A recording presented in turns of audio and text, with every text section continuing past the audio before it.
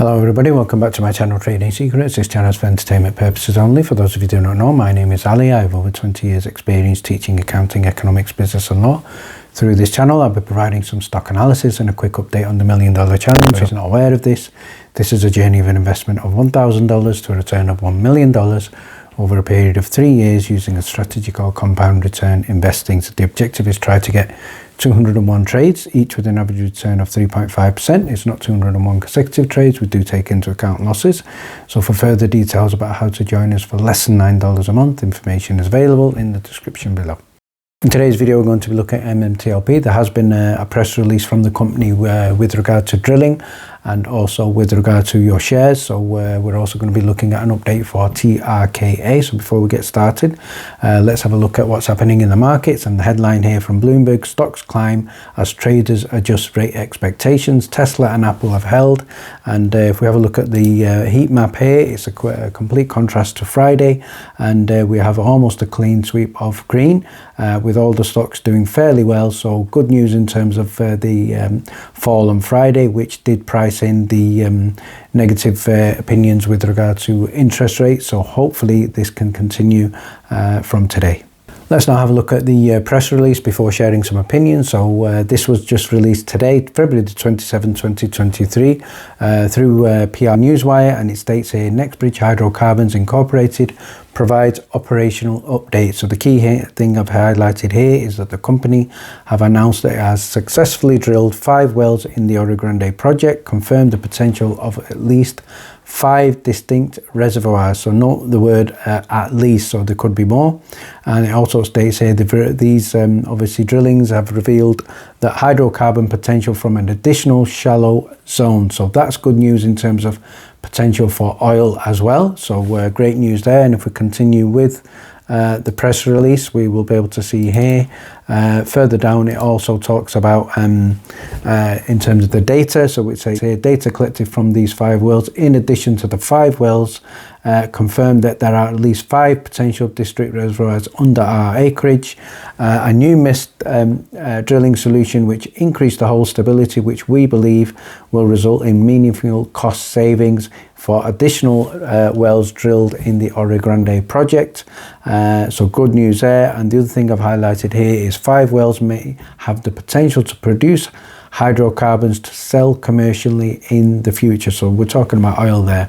No immediate plans to deploy the additional capital necessary to sell production from these wells to third parties. So what that basically means is they will not be drilling the oil, manufacturing the oil and selling the oil themselves. So this is a good indication in terms of there is still expectation of a buyer to take over this, because obviously a buyer will have much more capital than NextBridge to complete the extraction, complete the manufacturing, complete the service and sale and obviously the overall production process. So overall going in the right direction here.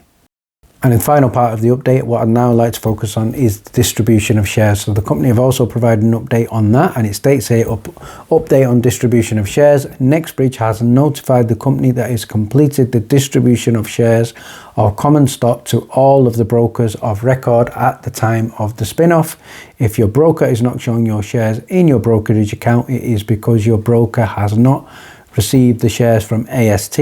Any questions to be directed to either the brokers or AST. So as far as the company is concerned, they have completed their process and their duty. So it's now over to AST and it's now over to the brokers.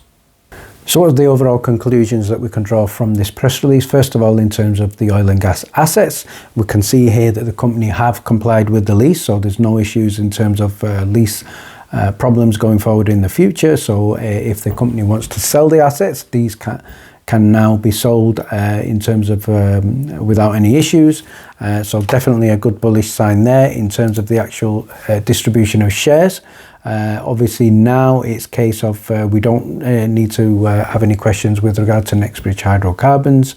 The shares is now the responsibility of the brokers or of the AST. So it's a case of what we do is you can now go to your brokers and ask them to deliver your shares. If they don't deliver your shares, then obviously we have an issue, and I think the key problem, or the key concern from the broker's point of view, is they may have too many shares. So we know they're only supposed to be approximately 165 million shares.